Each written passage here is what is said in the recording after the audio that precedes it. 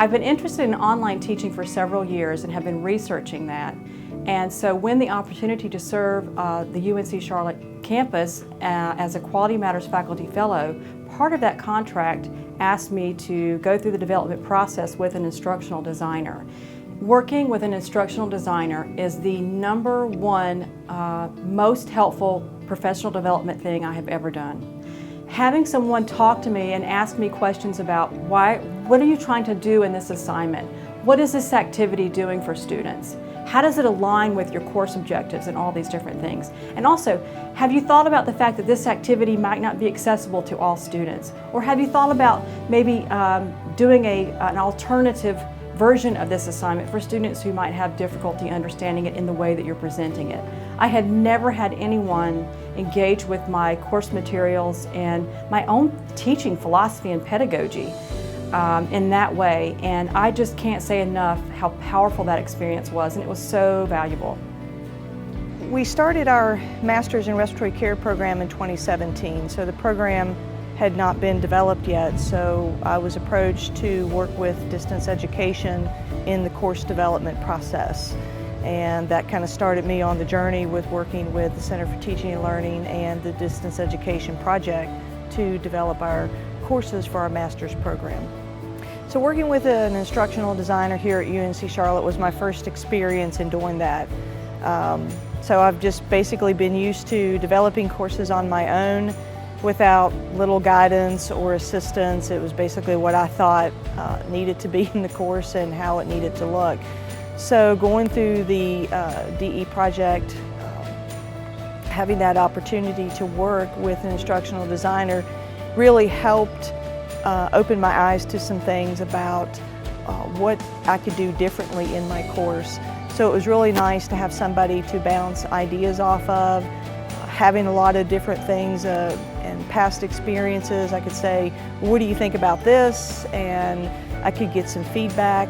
Also, it was thinking, have you thought about different things on how to approach the course or look at it a little bit differently, what might make more sense. So I think that was really helpful for me, just to have someone that I could refer to and conference with and make sure that what I was doing was consistent with best practice. And I think that's what the instructional designer really helped me do, was get more focused and do things that are consistent with best practice. We were developing a part-time program at the time, and we had to convert all of our courses that we met with students face-to-face on a weekly basis to a 60-40 split. So 60% of the time would be online, 40% was going to be face-to-face. And I was asked to develop the Advanced Social Practice with Individuals course from the face-to-face model to a 60-40 split. Because this was a blended model, 60-40 split, I had to be really creative in the activities that students were going to work on when we were not meeting face-to-face. So the instructional designer and I spend a lot of time planning what are those activities going to look like, and then how do they map into the Quality Matters objectives. And so we spent a lot of time working together. She spent a lot of time helping me understand that process. And in the end, because of her patience, I feel like we ended up with a very strong product and delivery of the course material. So I think the biggest thing for me is that I think there's this myth out there about online learning that there's a lack of interaction with the student. And what I learned from my instructional designer is actually it requires a lot more of my time as the faculty to make sure that the content is translating to the student's learning process. The thing that I spent the most time on in the Quality Matters process was the alignment piece of the course.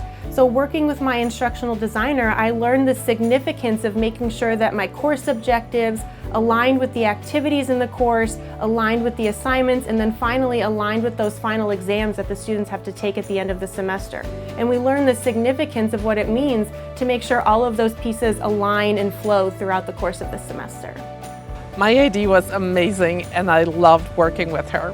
Her level of dedication, her level of expertise, her level of humor, and her level of understanding the big picture that I was headed for was unparalleled. And we had weekly conversations, and in those conversations the amount of advice and the quality of advice she gave me as I was taking my sometimes baby steps, sometimes larger steps towards the completion of the course were amazing, and they were absolutely crucial and essential to my success in this process, and I wish I could work with her every day of my life.